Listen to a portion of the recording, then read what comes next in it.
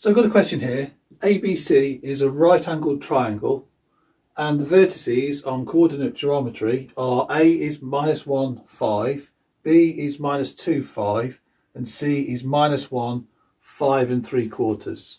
We want to find the length of BC. So I've drawn a little graph here.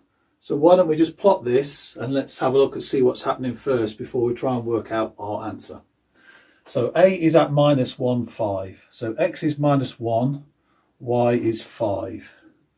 So that's going to be about there. B is -2, 5.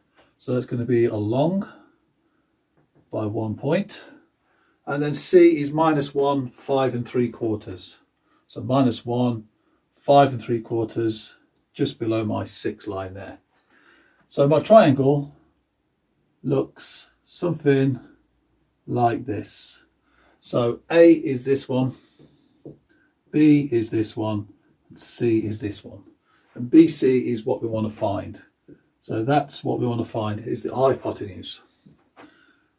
Okay, so how are we going to find that? Well, first of all, one way we could use is straight into Pythagoras. So we know the length of this is 1. We know the length of this is from 5 to 5 3/4, so that's 3/4.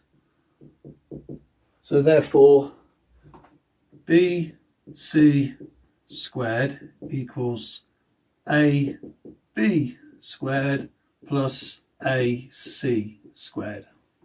Okay, so now let's just plug in our numbers and see where we get to. So AB squared, AB is 1, so that's 1 squared. AC, 3/4. So now we've got 3/4 squared. Okay, so now we've got 1 plus 3/4 squared. Well, 3 squared is 9.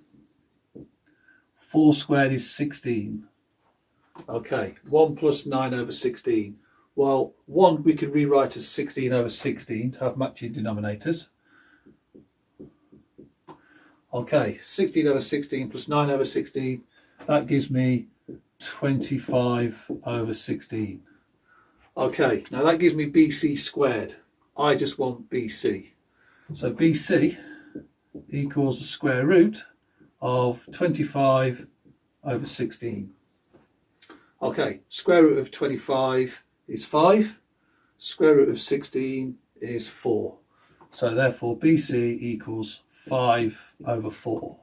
That's the length of my line there. So BC equals 5 over 4. Okay, so that's one way we could have worked this out.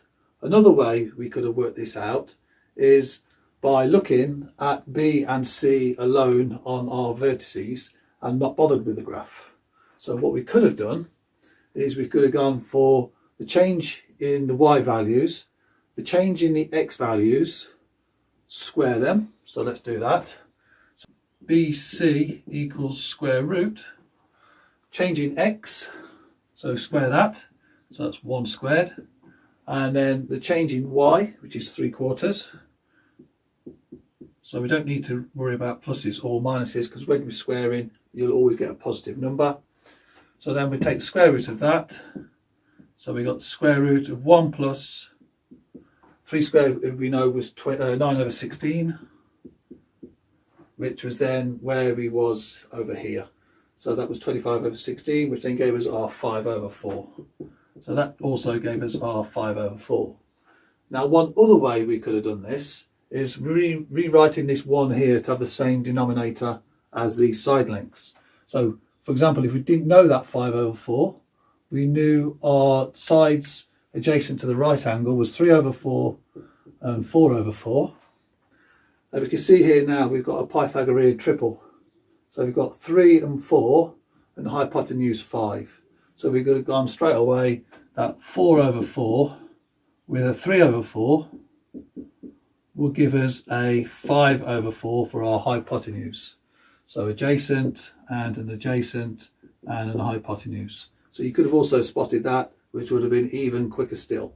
So either one of these methods would have got you to the correct answer. So this one here, and this one here. And there is other ways you could have used as well, but these are the three main ways I would have gone for myself. Okay.